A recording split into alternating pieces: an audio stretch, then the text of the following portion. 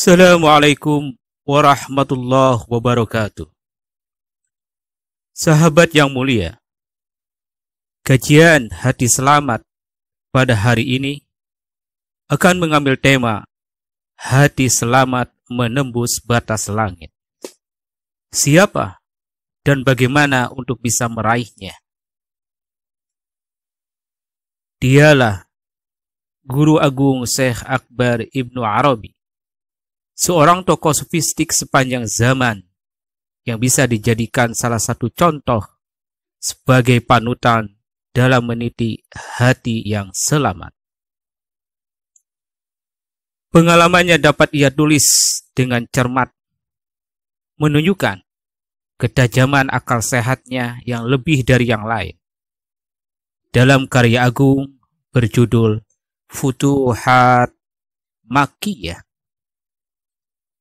Anda ingin mengetahui bagaimana pengalaman dan pemahamannya terhadap hal ini? Silakan ikuti kajiannya.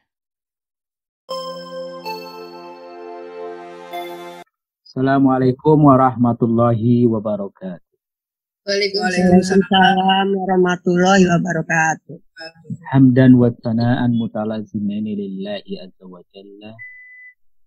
Wassalatu wassalamu alal mab'usi rahmatan lil alamin. Wabihi wa ba'd. Pada kesempatan ini, sebagaimana dalam tema sebelumnya, kita akan meneruskan pembahasan tentang isi daripada kitab yang ditulis oleh Syekhul Akbar, oleh Guru Agung yaitu Syekh Ibnu Arabi, dalam kitabnya yang sangat populer, tentang sebuah karya masterpiece dari beliau yang berjudul Futuhat Makkiyah. Dalam salah satu bagian terkecilnya beliau menulis yang berjudul Ta'ammulat fil Haqiqah Muhammadi.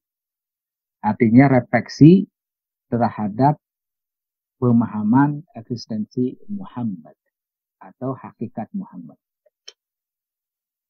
Seperti biasanya beliau selalu membacakan pujian khususnya kepada Kangjeng Nabi Muhammad Sallallahu Alaihi Wasallam. Pujian jelasnya adalah sebagaimana yang ditulis oleh Syekhul Akbar dalam kitabnya tersebut adalah wassalatu ala sirril alami wa nuktatihi wa matlabil alam wa bugiyatihi as-sayyidis sadiq al-mudallij ila rabbihi at-turuk al-mukhtarik bihi as-saba at-taraik liyuriyahu man asra bihi ma'auda minal ayati wal haqaik. Syekh Ibnu Arabi mengatakan bahwa segala puji atau khususnya salawat senantiasa bersambung kepada pemilik rahasia yang agung, yaitu Sayyidina Muhammad Sallallahu Alaihi Wasallam. Mengapa beliau menulis Sirrul Alam wa Nuktatihi atau Sirrul Alam wa Nuktatuhu? Boleh Sirrul Alam wa Nuktatihi, boleh Alam Sirrul Nuktatuhu. Tidak akan membahas tentang masalah nahwu, tapi kita akan membahas daripada isi daripada kalimat atau kata-kata yang ditulis oleh Guru Agung Syekhul Akbar Ibnu Arabi. Wassalatu ala sirril alam wa nuktatihi. Segala puji, salawat senantiasa dilantunkan, ditujukan kepada pemilik rahasia alam ini beserta isinya. Nah, tadi dikatakan bahwa kenapa Ibnu Arabi menulis dengan kalimat Sirrul Alam wa Nuktat. Bukankah alam ini adalah khususnya alam beserta isinya? Bukan alam yang kita pahami saja, alam yang kita lihat dalamnya alam duniawi yang sifat indrawi, tapi beberapa alam juga. Maka dikatakan Sirrul Alam. Jadi rahasia alam, walaupun alam ini terdiri, bahkan mungkin kata Ibnu Arabi pernah mengatakan dalam sebuah kitabnya bahwa aku pernah hidup dalam ribuan alam. Sementara dalam pemahaman kita adalah alam minimal ada 7 tingkatan dan 7 alam. Nah, isi daripada hakikat yang alam ini, kata Syekhul Akbar Ibnu Arabi, bahwa pemilik daripada rahasia alam ini adalah tiada lain Kangjeng Nabi Muhammad Sallallahu Alaihi Wasallam. bukan berarti menafikan terhadap peranan terhadap Allah. Allah adalah sudah di atas segala-galanya tanpa harus kita perdebatkan. Di sini akan lebih jelas menohok kepada pembahasan kedudukannya Sayyidul Alam Kangjeng Nabi Muhammad Sallallahu Alaihi Wasallam. Jadi salawat senantiasa dipanjatkan kepada pemilik rahasia alam ini wa nuktatuhu, aku beserta isi daripada alam ini, atau berserta keanekaragaman daripada isi rahasia alam ini. Jadi sama aja, berangkat dari satu kalimat yang sederhana ini aja, as-salatu ala sirril alam wa nuktatihi, maka itu bisa dijabarkan menjadi beberapa halaman. Karena beliau nulis, boleh dikatakan tanpa kita lebih daripada Nabi, hampir memiliki gelar sebagai Jami'ul Kalim. Jami'ul Kalim itu artinya menyampaikan hanya dengan kata sedikit, tapi memiliki makna, berbagai macam makna, atau boleh dikatakan ribuan makna.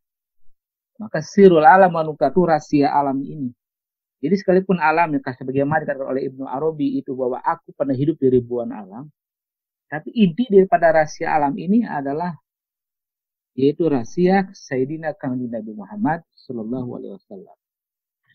Dalam arti barang siapa yang telah memahami kedudukan tentang hakikat Muhammad, maka seorang tersebut akan memahami alam ini beserta isi. Karena alam beserta isinya adalah berasal daripada nurnya. Jadi ketika Allah ciptakan pertama adalah nur Muhammad, dengan sifat kunnya, fayakunnya adalah terlahir yang namanya nur, sebuah nilai terbesar yaitu Muhammad, dan dari nur Muhammad itu tercipta seluruh jagat raya. Maka Kanjeng Nabi Muhammad mengatakan, ana min nurillah wal alam min nuri, kata Muhammad, bahwa aku ini tercipta daripada nurnya Allah, dan seluruh jagat raya ini beserta isinya tercipta dari aku. Wal alam min nuri. Maka wajarlah saya Ibnu Arabi mengatakan sirul alam, rahasia alam. Kenapa sirul alam dikotekan dengan kata as-salat dalam kalimat ini? Karena Syekhul Akbar, Guru Agung, ingin menjelaskan kepada kita bahwa rahasia alam ini beserta isinya tidak lepas daripada konteks peranan daripada Muhammad Sallallahu Alaihi Wasallam. Jadi dari kalimat ini aja, wassalatu ala sirril alam wa nuktatihi. Jadi wa man alima kalima as-salata ala sirril alam wa nuktatihi fa alima wa fahima ma huwa sirrul alam wa nuktatuhu. Jadi barang siapa memahami jumlah kalimat ini, maka orang tersebut faqad fahima faqad arafa man huwa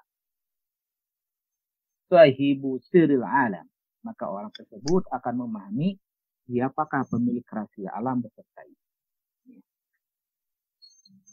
Nanti akan saya jelaskan dalam tema selanjutnya tentang sahibul sirril alam. Kemudian Ibnu Arabi mengatakan lagi,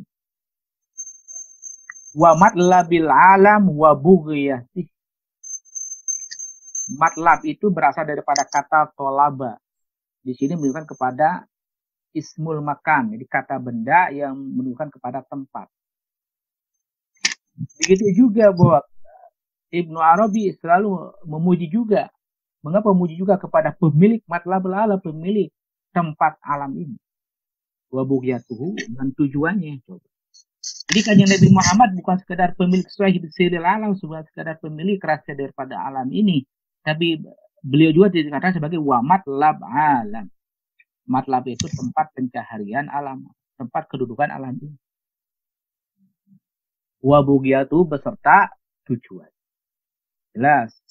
Jadi Sayyidina Muhammad SAW yang mengisi alam ini beserta tujuan. Karena ada sebuah keterangan laulaka ma khalaqtu al-atlaq.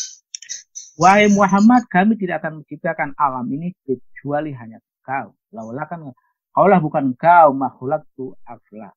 Kaulah bukan engkau, maka aku tidak akan menciptakan alam ini. Terciptanya alam ini adalah karena Dia. Maka tujuan wabugiyah itu, maka tujuan Allah ciptakan ini juga bukan karena apa-apa. Bukan karena Allah perlu dengan gunung-gunung, bukan Allah perlu dengan langit, bukan Allah perlu dengan isi alam yang lainnya, tapi Allah perlu dengan yang namanya sahibus sirril alam.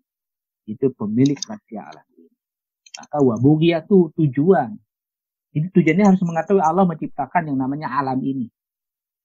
Allah menciptakan alam ini, dalam hal ini adalah melalui nurnya Kanjeng Nabi Muhammad, nantinya harus diketahui terhadap penciptaan alam. Ada kalimah laulaka ma khalaqtul aflak.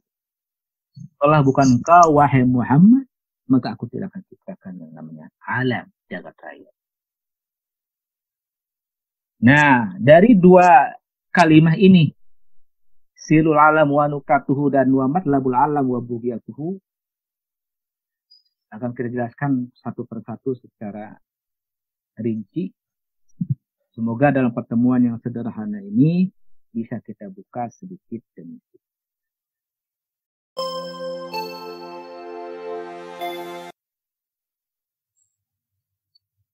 Sahabat yang dimuliakan oleh Allah dan senantiasa memuji, memanjatkan salawat kepada Kanjeng Nabi Muhammad Sallallahu Alaihi Wasallam, bahwa pemilik rahasia ini, kenapa Ibnu Arabi mengatakan pemilik rahasia alam ini, dan juga Ibnu Arabi juga akan menjelaskan tentang Muhammad labul alam, tempat penciptaan alam, ada tempat yang harus mencari isi daripada tujuan penciptaan alam ini. Jadi dari dua kalimat ini intinya adalah yang pertama, kita harus memahami siapa yang namanya Muhammad. Kalau telah mengetahui siapa Muhammad ini, maka kita akan mengetahui tujuan daripada mengapa dia menciptakan alam ini. Mengapa menciptakan alam ini? Karena tugas yang namanya tugas manusia itu hanya satu. Wa ma khalaqtu jinna wal ins illa liya'budun, kata Allah. Tidaklah aku ciptakan jin dan manusia kecuali hanya untuk menyembahku. Jadi Allah ciptakan yang namanya jin dan manusia. Jin itu artinya sesuatu makhluk yang halus, karena jin itu berasal daripada kata jinun. Jinun itu janin, yang halus. Sesuatu yang halus itu ciptaan. Jadi walaupun Allah tidak katakan bahwa seluruh makhluk di luar jin itu hanya untuk beribadah kepada Allah. Wa ma khalaqtul jin wal insa illa liya'budun. Tidak aku ciptakan jin dan manusia hanya untuk beribadah.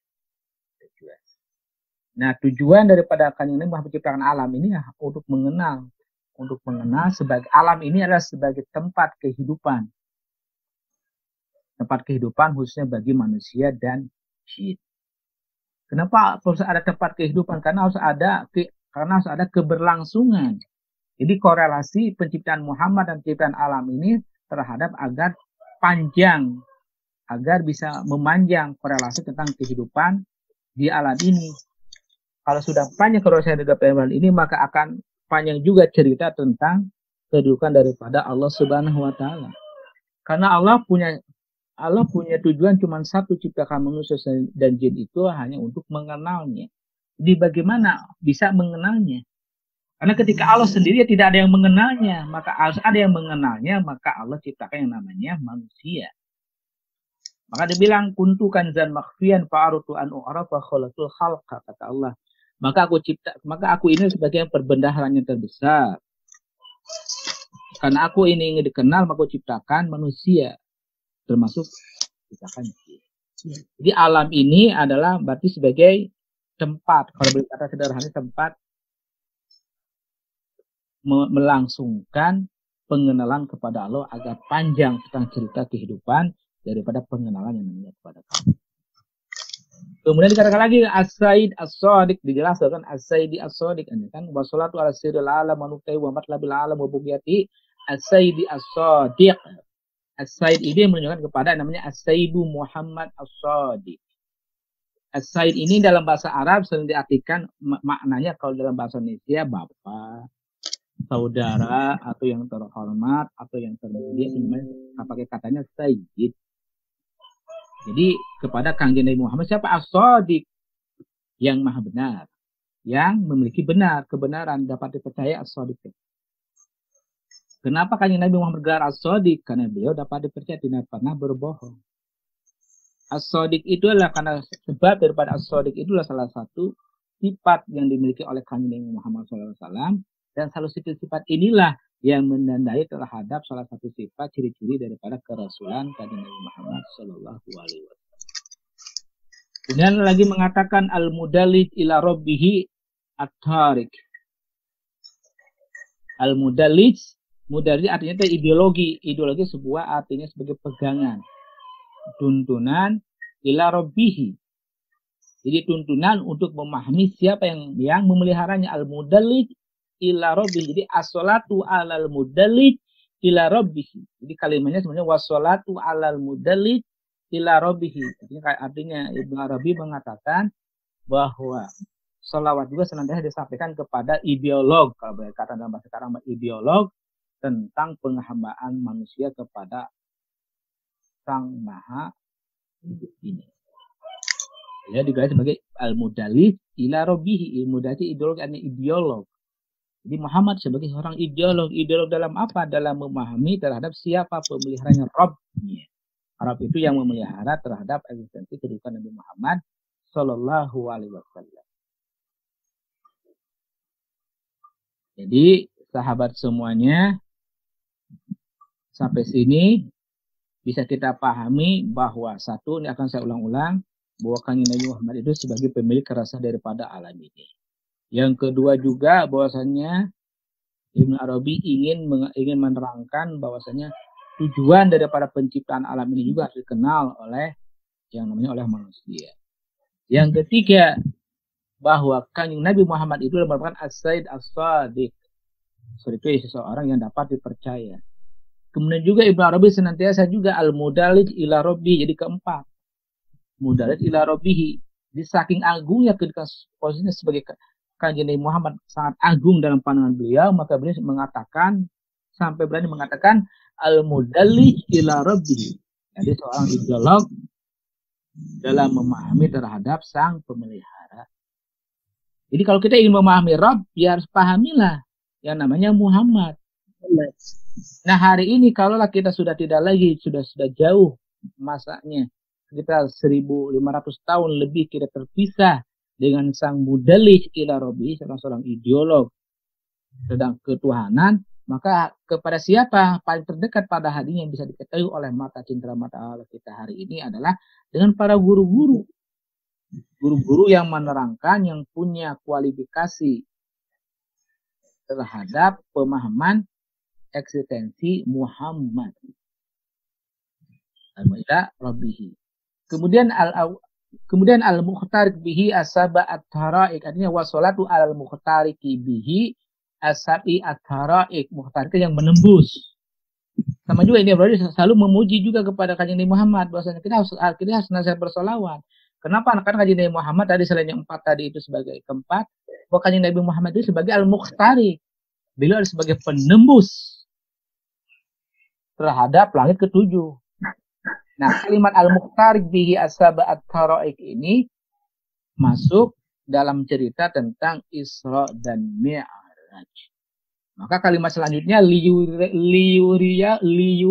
liyuriyahu man asra bihi ma'auda minal ayati wal haqa'iq, kata Ibnu Arabi. Jadi setelah Kanjeng Nabi Muhammad SAW bisa menembus langit yang ketujuh, itu dalam cerita Mi'raj, tujuannya apa? Kanjeng Nabi Muhammad bisa menembus, diajak sampai bisa menembus lapisan ketujuh langit itu. Tujuannya apa? Liyuriyahu, untuk menunjukkan siapa sih yang memperjalankannya di waktu malam hari ini. Karena beliau yang namanya Isra itu perjalanan di malam hari.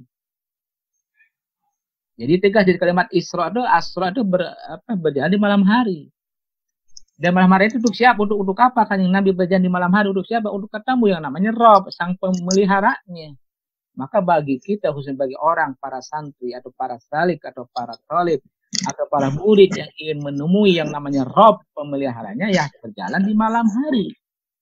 Tidak ada kalimat harus berjalan. Misalkan amsya berjalan di sore hari atau asbaha berjalan di pagi hari. Tapi kalimatnya asra. Asra itu yang memperjalankan di malam hari. Jadi maka selalu identik kita harus senantiasa dalam kajian Islam, kajian apapun, selalu membawa bahwasanya senantiasa kita bertakarub, beribadah selalu di tengah malam. Karena tadi sudah diberi contoh oleh yang namanya Kanjeng Nabi Muhammad Sallallahu Alaihi Wasallam. Tujuannya mengapa sehingga Kanjeng Nabi? Karena tidak ada, Ibu. Tidak ada Bapak-Bapak, wahai sahabatku semuanya, yang bisa menembus sampai langit ketujuh daripada Nabi yang lainnya atau Rasul lainnya kecuali yang namanya Muhammad Sallallahu Alaihi Wasallam. Nah, beliau itu apa setelah jumpa sampai langit itu liuriyahu, untuk menunjukkan, untuk mempertemukan kepada yang memperjalankannya di tengah malam hari ini. Itu juga ma'auda bihi ma'auda minal ayati. Artinya minal ayati wal haqq, sama juga auda hanya untuk, menurut bahasa itu untuk menitipkan atau untuk meletakkan, untuk menjelaskan terhadap ayat-ayat tanda-tanda keagungan Allah wal haqq, dan hakikat daripada alam ini. Maka betul dalam cerita-cerita Isra Mi'raj bagaimana Rasulullah menunjuk, bagaimana Allah mempertunjukkan terhadap tanda-tanda keagungan Allah. Bukan keagungan Allah, tapi tanda-tanda tentang rahasia sir tadi itu. Sir rububiyah sebenarnya. Bukan sekedar tanda-tanda ayat-ayat kaunnya yang bisa lihat pada hari ini kita melihat, wow, indahnya. Misalnya kalau kita pergi ke atas gunung, dari gunung kita melihat ke bawah, sangat indahnya pemandangan. Itu bukan sekedar itu aja, itu mah cukup aja di dunia. Tapi Allah akan membuka terhadap hakikat daripada isi apa rububiyah, isi daripada ketuhanannya, isi daripada siapa yang namanya Rabb itu. Jadi kalau kita sampai kepada langit yang menuju ke puncaknya, maka kita akan melihat rahasia di atas rahasia. Kalau sudah ada rahasia sirul asra, kalau sudah ada rahasia di atas rahasia, tidak ada lagi ada kata-kata yang bisa ditulis, tidak ada kata-kata yang bisa diucapkan. Maka kalau ada orang mengatakan, oh saya punya buku namanya Sirul Asrar, rahasia dan rahasia. Belum rahasia. Kenapa? Karena masih ditulis. Belum rahasia juga karena masih bisa disampaikan. Yang namanya Sirul Asrar, rahasia daripada rahasia, tidak bisa disampaikan dengan tulisan, dengan kata-kata.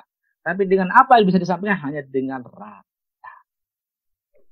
Jadi untuk bisa sampai namanya Sirul Asrar, seluruh orang bisa sampai namanya kepada Sirul Asrar, rahasia di atas rahasia, perjalanannya dengan rasa. Walaupun pada nantinya bisa dituliskan juga, tapi menulisnya tidak bisa langsung secara verbal, tapi selalu menggunakan kata-kata simbolis. Sama yang pernah dialami oleh namanya Syekhul Akbar, guru agung Ibnu Arabi. Jadi dalam kitabnya Futuhat Makkiyah ini yang sedang kita kaji ini merupakan pengalaman pribadinya.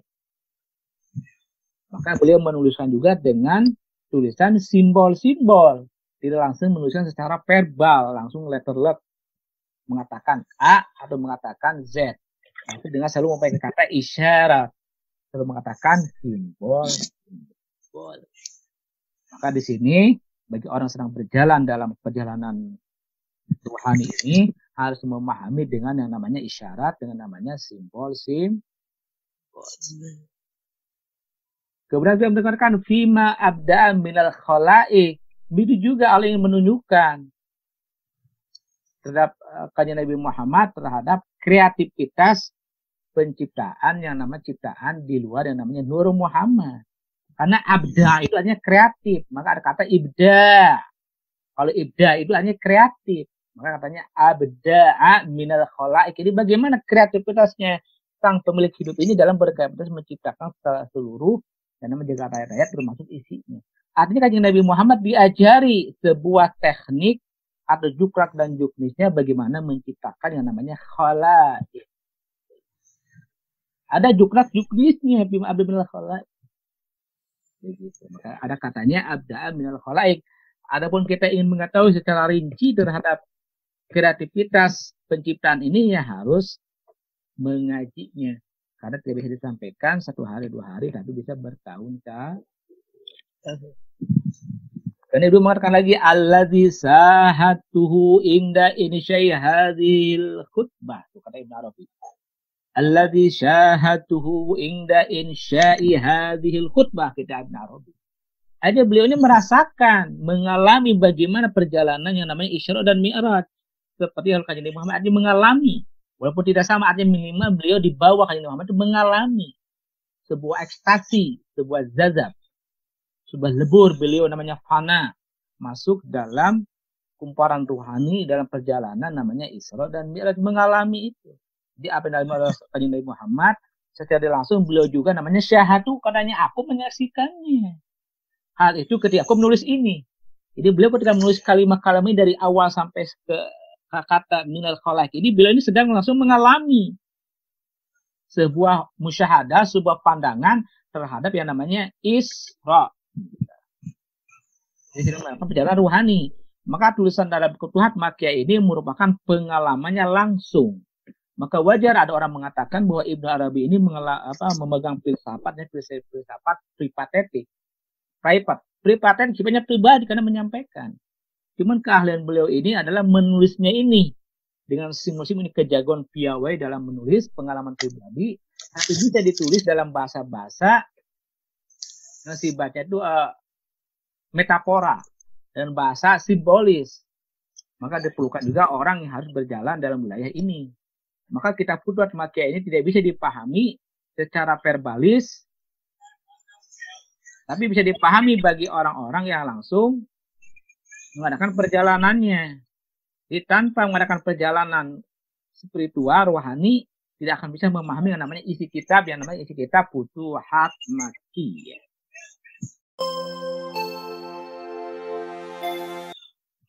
Tuh, beliau ini alami seperti apa? Sehatunya fi alam haqaiq al-misali, kata Ibnu Arabi. Jadi beliau ini mengalami langsung sahatu insyahadil khutbah fi alam haqaiq al-misali. Aku ini merasakan di alam hakikat yang idealis ini, di alam-alam yang tidak pernah orang-orang merasakan, tidak pernah orang-orang langsung mengalaminya. Fi hadratil jalali, kata Ibnu Arabi, fi hadratil jalali. Artinya beliau sedang mengalami sebuah pengalaman spiritual yang maha dahsyat. Di hadratil jalali, di hadapan Sang Maha Agung. Kenapa bisa demikian? Kata Ibnu Arabi, jelas mukasyafah qalbiyah fi hadrati ghaibiyah. Kenapa aku bisa mengalami ini, bisa menyaksikan terhadap seluruh yang namanya hakikat, yang namanya hakikat rohani yang tertinggi? Karena mukasyafah qalbiyah, karena hatinya telah terbuka, hatinya qalbiyah terbuka, mukasyafah qalbiyah, karena hatinya bisa terbuka itu. Ibnu Arabi tidak mengatakan mukasyafah ainiyah, tidak mengatakan bahwa terbuka mataku, tapi lebih banyak mengatakan mukasyafah qalbiyah. Tidak mengatakan ainiyah, tapi qalbiyah dengan hati, jadi dengan rasa. Apakah ainiyah? Nanti akan saya jelaskan dalam penjelasan sebelumnya. Bisakah itu mengatakan mukasyafah qalbiyah dan ainiyah? Bedakah atau sama antara mukasyafah qalbiyah dan mukasyafah ainiyah? Nah, nanti akan saya jelaskan dalam pertemuan selanjutnya. Tapi sementara bahasa Ibnu Arabi bisa mengalami ini karena ada apa? Mukasyafah qalbiyah. Terbukanya hati di hadapan siapa? Fi hadratin ghaibiyah.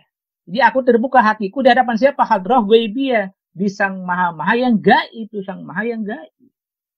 Jadi bahasa hadrah ghaibiyah. Jadi ada yang gaib. Di atas gaib itu namanya hadrah ghaibiyah atau ghaibul gaib. Dalam bahasa lain ghaibul gaib. Ghaibul gaibnya dalam gaib ada gaib juga. Artinya kalaulah kita sementara memahami misalkan jin itu adalah gaib. Nah, jin juga belum tentu pasti dia memahami yang namanya Allah, karena Allah itu gaib. Jadi alam jin juga memahami yang namanya gaib, maka di dalam gaib itu ada namanya ghaibul gaib. Jadi ada metafisika. Jadi ada fisika, ada metafisika. Fisika yang kelihatan oleh kita, meta di atas, yang di atas metafisika ada lagi. Mungkin bahasanya adalah para metafisika.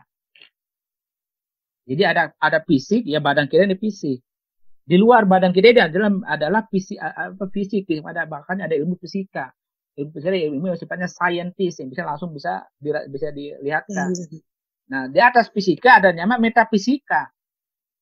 Nah, di atas metafisika lagi ada namanya parametafisika. Mungkin bahasanya itu. Parametafisika itu namanya ghaibul ghaib atau hadrah ghaibiyah. Nah, Ibnu Arabi ini mengalami hal demikian. Jadi bersyukurlah kita termasuk salah satu daripada orang-orang yang mudah-mudahan dengan kerendahan dan kemuliaan dan kerahimannya Allah Subhanahu wa taala kita dibukakan itu. Dan khususnya mudah-mudahan apa yang dialami oleh Syekhul Akbar Guru Agung Ibnu Arabi kita juga bisa mengalaminya. Walaupun tidak semuanya, minimal sekian persen daripada yang dialami. Apakah kita bisa mengalaminya? Pasti bisa. Kenapa bisa? Buktinya Ibnu Arabi mengalami juga bisa. Jadi bisa. Apa yang dilakukan oleh Ibnu Arabi bisa dialami oleh semuanya. Agar bisa itu, biar bisa pasti apa yang dialami oleh Ibnu Arabi, maka kenallah kita harus punya yang namanya guru. Maka dalam hal ini akan saya selalu menjelaskan bahwasanya kenapa harus ada guru nanti karena pembahasan ini akan selalu berhubungan dengan hati yang selamat dan akal sehat. Karena kunci daripada hidup ini untuk memahami dua ini, untuk memahami perjalanan rohani ini, yang tadi telah saya katakan bahwa dalam memahami ini minimal ada 2 poin yang bisa kita pegang. Harus namanya qalbun salim dan aklun salim. Qalbun salim itu artinya hati yang selamat. Kenapa harus pakai hati yang selamat, tidak pakai hati yang sehat? Karena Allah telah bilang, wa man atallaha biqalbin salim. Allah ini akan datang kepada manusia, kepada siapa? Qalban salim. Ke hati yang selamat. Hati yang selamat itu bagaimana? Nah, nanti dijelaskan pelan-pelan. Nah, kalau kita dalam memahami hati, juga kita harus yang namanya akalnya akal sehat. Akal sehat itu apa? Akal-akal yang berdasarkan pedoman cara berpikir. Berpikir akal sehat ya. Jadi berhubungan dengan cara berpikir, berbeda dengan sebuah metodologi. Metodologi berhubungan dengan filsafat cara berpikir.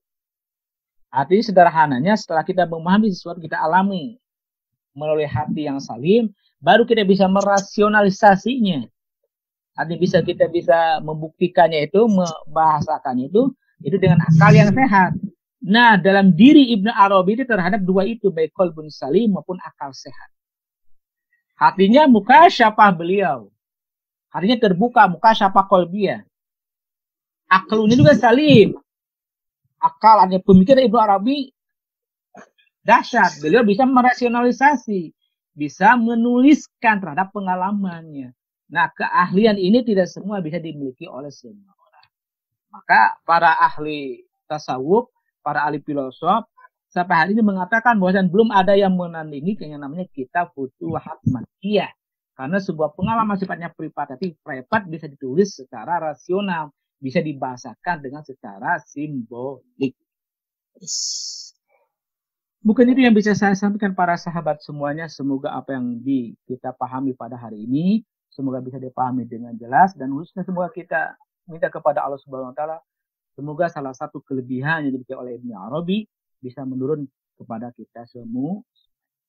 Sementara saya akhiri demikian dan saya wassalamualaikum warahmatullahi wabarakatuh. Sahabat yang mulia, alhamdulillah, kajian hati selamat yang bertemakan hati selamat menembus batas langit bagian pertama telah selesai. Kesimpulan dari kajian hati selamat kali ini dengan referensi utamanya kitab Futuhat Makkiyah karya Guru Agung Syekh Akbar Ibnu Arabi dapat kita catat sebagai berikut. Pertama, pemilik rahasia alam ini adalah Kangjeng Nabi Muhammad Sallallahu Alaihi Wasallam. Kedua, tujuan penciptaan alam ini adalah mewujudkan kedudukan Muhammad. Ketiga, Kanjeng Nabi sebagai hamba Allah yang perilakunya telah terdidik sebagai hamba yang dapat dipercaya. As-Siddiq. Keempat, Kangjeng Nabi Muhammad sebagai contoh hamba yang dapat sampai ke hadiratnya. Demikian yang bisa kami sampaikan pada kajian Hati Selamat kali ini. Ikuti terus serial kajian Hati Selamat bagian kedua. Wassalamualaikum warahmatullahi wabarakatuh.